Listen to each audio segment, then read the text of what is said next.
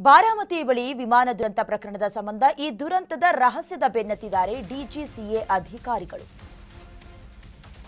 ಬಾರಾಮತಿ ಬಳಿ ವಿಮಾನ ದುರಂತವಾಯಿತು. ಈ ಪ್ರಕರಣಕ್ಕೆ ಸಂಬಂಧಪಟ್ಟಂತೆ ದುರಂತದ ರಹಸ್ಯದ ಬೆನ್ನತ್ತಿದ್ದಾರೆ ಡಿಜಿಸಿಎ ಅಧಿಕಾರಿಗಳು.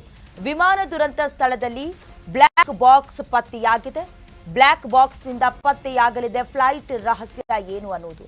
ಪೈಲಟ್ ಅಚಾತುರ್ಯನ, ತಾಂತ್ರಿಕ ದೋಷನ ಅಥವಾ ಹವಾಮಾನ ವೈಪರೀತ್ಯದಿಂದ ಈ ದುರಂತ ನಡೀತಾ ಅನ್ನುವಂತಹ ತನಿಖೆಯನ್ನ ನಡೆಸುತ್ತಾರೆ ಡಿಜಿಸಿಎ ಅಧಿಕಾರಿಗಳು. ಈಗಾಗಲೇ ವಿಮಾನ ದುರಂತದಲ್ಲಿ ಈ ಹಿಂದೆ ಕೂಡ ಗುಜರಾತ್ನ ಅಹಮದಾಬಾದ್ನಲ್ಲಿ ಸುಮಾರು 270 ಮಂದಿ ಪ್ರಾಣವನ್ನ ಕಳ್ಕೊಂಡ್ರು. ಹಾಸ್ಟೆಲ್ ಮೇಲೆ ಬಿದ್ದಿತ್ತು ಆ ವಿಮಾನ.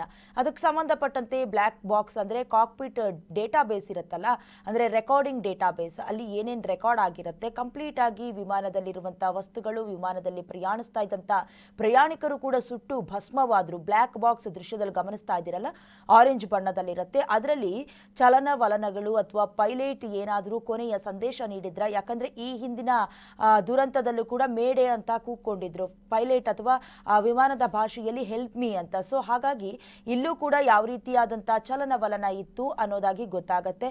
ಅಥವಾ ಪೈಲಟ್ ಅಚಾತುರ್ಯನ, ತಾಂತ್ರಿಕ ದೋಷ ಇತ್ತಾ, ಅಥವಾ ಇಂಧನದ ಪೂರೈಕೆಯಲ್ಲಿ ಏನಾದರೂ ತಪ್ಪಾಯ್ತಾ, ಅಥವಾ ರ್ಯಾಮ್ನಲ್ಲಿ ಏನಾದರೂ ಬದಲಾವಣೆ ಆಯ್ತಾ, ಎಲೆಕ್ಟ್ರಿಕಲ್ ವಿಚಾರಕ್ಕೆ ಸಂಬಂಧಪಟ್ಟಂತೆ ಏನಾದರೂ ದೋಷಪೂರಿತವಾದಂತಹ ವಿಚಾರಗಳು ಕಂಡು ಬಂತ, ಹವಾಮಾನದ ವೈಪರೀತ್ಯದಿಂದ ಈಗ ಆಯ್ತಾ, ಅಥವಾ ಹಕ್ಕಿಯ ಡಿಕ್ಕಿಯಿಂದ ಕೂಡ ಈ ರೀತಿಯಾದಂಥ ದುರಂತಗಳು ಸಾಕಷ್ಟು ಉದಾಹರಣೆಗಳು ನಮ್ಮ ಕಣ್ಮುಂದೆ ಇರೋದ್ರಿಂದ ಕಾರಣ ಏನು ವಿಮಾನ ದುರಂತಕ್ಕೆ ಅನ್ನೋದಾಗಿ ಕೂಡ ಈಗ ಡಿಜಿಸಿಎ ಅಧಿಕಾರಿಗಳು ಸ್ಥಳದಲ್ಲಿ ಈಗ ವಿಚಾರಣೆಯನ್ನ, ತನಿಖೆಯನ್ನ ನಡೆಸ್ತಾ ಇದ್ದಾರೆ.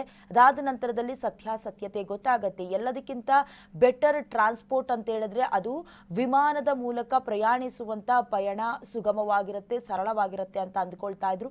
ಬಟ್ ಇತ್ತೀಚೆಗೆ ಆಗ್ತಾ ಇರುವಂತ ಪ್ರಕರಣವನ್ನ ಗಮನಿಸಿದ್ರೆ